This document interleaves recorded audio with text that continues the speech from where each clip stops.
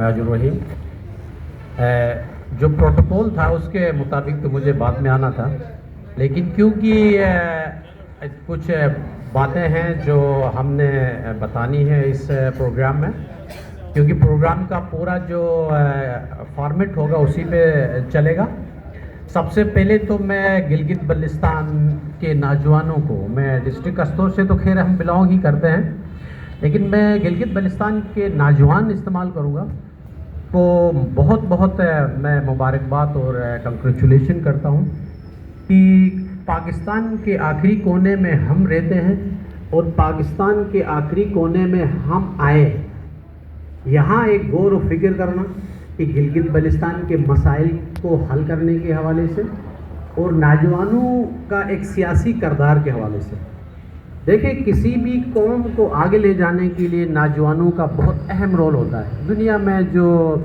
कौमें आगे बढ़ी हैं वो अपने सीनियर्स, अपने बुज़ुर्गों की रहनुमाई में नौजवानों की जद्दोजहद से आगे बढ़ी है। जितनी भी तारीखें आप उठा के देखें, सब में नौजवानों का कलीदी और मेन रोल रहा है। अब डेफिनेटली उस सिलसिले में अब हमारे गिलगित बल्तिस्तान के जो नौजवान हैं वो भी ये समझते हैं, सोचते हैं कि गिलगित बल्तिस्तान के नौजवानों को भी अपना एक सियासी किरदार या सियासी रोल होना चाहिए। ये बहुत बड़ी बात है और उसके लिए ख़ास तौर पे एक इवेंट का इनेकाद करना और उस पे अपनी कोशिश करके गिलगित बल्तिस्तान के नौजवानों को एक इकट्ठा करना, बुलाना बहुत अहम और यानी एक मुस्बत सोच है। मैं तो ये समझता हूँ कि गिलगित बल्तिस्तान के आइनी हुकूक के लिए ये जो आज का जो सेमिनार कहें, आज का जो इवेंट कहें, आज का जो प्रोग्राम कहें, वो एक संग मील का हैसियत रखेगा। इससे पहले भी बहुत सारे गिलगित बल्तिस्तान के जो नौजवान थे इवेंट में मैं जाता रहा हूँ, जहाँ पर आइनी हुकूक के बारे में बात हुई है, जहाँ पर गिलगित बल्तिस्तान में होने वाले महरूमियों के बारे में बात हुई है और जहाँ पर गिलगित बल्तिस्तान की जो नौजवान ख़ास तौर पे एजुकेशन से वाबस्ता हैं, कराची में आए तो उनके साथ बहुत सारे मसाइल का सामना करना पड़ता है। उस हवाले से मुझे बोलने का मौका मिला है। फिर गिलगित बल्तिस्तान में डेफिनेटली यहाँ पर बहुत सारे लोग ऐसे भी हैं जो यहाँ पर रोज़गार के लिए भी आते हैं। तो ऐसे मसाइल को फिर मुझे यूनिवर्सिटीज़ में भी दावत दी गई गिलगित बल्तिस्तान की आइनी हुकूक के बारे में जानने के लिए, बताने के लिए कि गिलगित बल्तिस्तान के जो नौजवान थे उन्होंने स्पेशली मुझे बुलाया अपने सरमनीस में, फाइनल कन्वोकेशंस वगैरह में कि आप बात करें गिलगित बल्तिस्तान के आइनी हुकूक के बारे में। तो अब सबसे पहले तो मैं ये कहना चाहूँगा कि गिलगित बल्तिस्तान के जो नौजवान हैं, नौजवानों के जहनों में क्या होना चाहिए,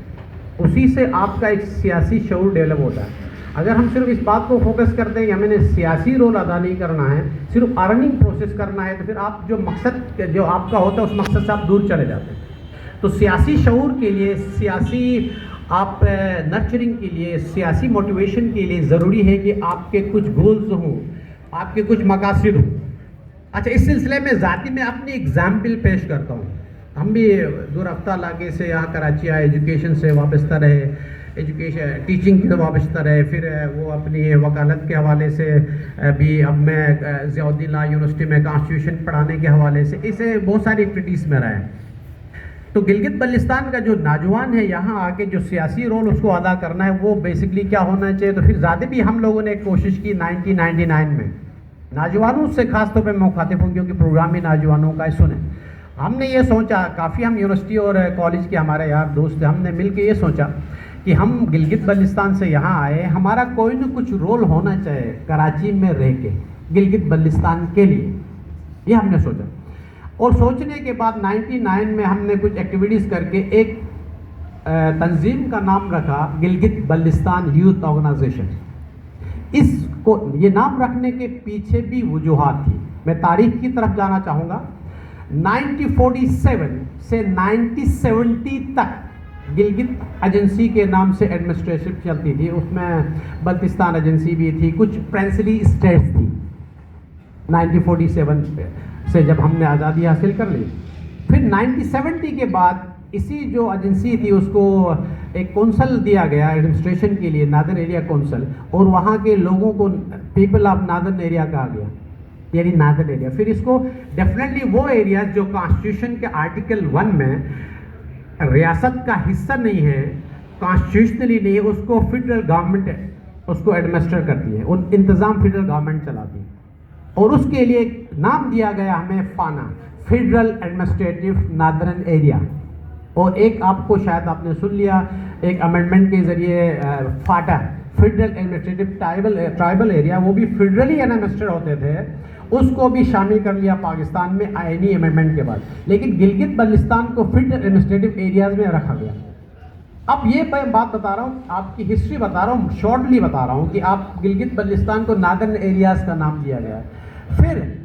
2007 میں ایک کونسل بنی، میں کسی بھی پولیٹیکل پارٹی یا جو ڈکٹیٹرس رہے ہیں ان کے نام لینا میں پسند نہیں کروں گا، کیونکہ ایک ہمارا جنرل پروگرام ہے، اس پارٹی میں کسی پارٹی کا حوالہ نہیں دوں گا میں۔ پھر 2007 میں گلگت بلتستان کونسل بنائی گئی۔ اب ہوا کیا وہ سن لیں،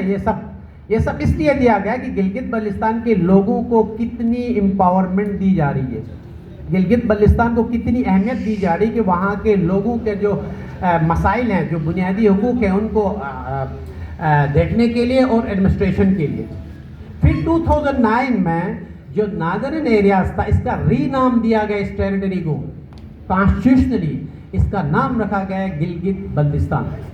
29 اگست 2009 میں۔ اس کے ساتھ ساتھ ایک پروگرام بھی ہمیں ملا،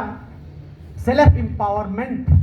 اینڈ گورننس آرڈر 2009 کا، ہمیں ایک وہ ملا، ایک پیکیج ملا، گلگت بلتستان کو چلانا کیسے، گلگت بلتستان کے لوگوں کے مسائل کو حل کیسے کرنا ہے۔ یہ 2009 کی میں بات کر رہا ہوں۔ یہ ہسٹری میں پہلی دفعہ ناردرن ایریا سے تبدیل ہو کے ہمیں آئیڈینٹیفیکیشن دی گئی، جس پارٹی نے بھی دیا وہ اپریشیٹیبل ہے، اس پارٹی کا نام بھی معلوم ہے مجھے، لیکن میں بتانا نہیں چاہتا ہوں، ٹھیک، کیونکہ ہم نے پہلے یہ بات کہی ہے کہ یہاں پر ایک جنرل بات ہونی چاہیے، گلگت بلتستان کے حوالے سے بات ہونی چاہیے، کیونکہ ہمارے نوجوان ڈیفینیٹلی مختلف سیاسی بیک گراؤنڈس رکھتے ہیں، مختلف سیاسی پارٹیوں میں موجود ہیں، ایسا ہونا ضروری ہے۔ ایک پارٹی میں رہنا، لائک مائنڈڈ ہونے سے معاشرے میں بہتری نہیں آتی، تو ہم اپریشیٹ کرتے ہیں کہ ہمارے جو نوجوان ہیں مختلف پولیٹیکل پارٹیز میں، وہ اپنا سیاسی رول فعال طریقے سے ادا کریں۔ تو وہ ایک پولیٹیکل پارٹی نے ہمیں آئیڈینٹیفیکیشن دی، وہ ایک قابل ستائش بات ہے گلگت بلتستان۔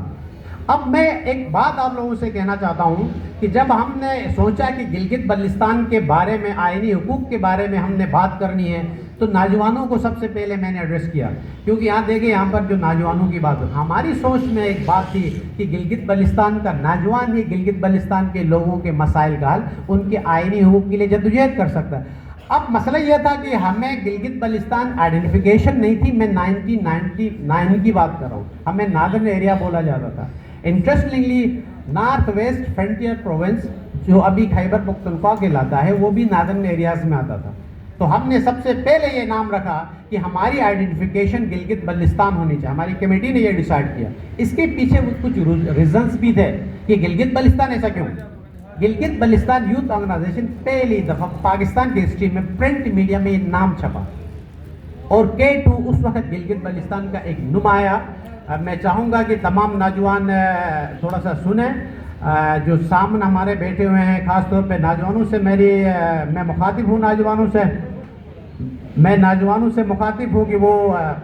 بات کو سنیں تو بہتر رہے گا، کیونکہ جس مقصد کے لیے ہم یہاں آئے ہیں وہ مقصد تو پورا ہو۔ لازم بات ہم ساری اتنی ایکٹیویٹیز ٹھپ کر کے، ہم تو خاص طور پہ وکالت کے شعبے سے وابستہ ہیں، بہت ساری چیزیں ہمیں ضرورت پڑتی ہے، اور ساری اس لیے آئے ہیں کہ ہم کوئی میننگ فل یہاں گفتگو کریں اور کوئی کنکلوژن تک پہنچے۔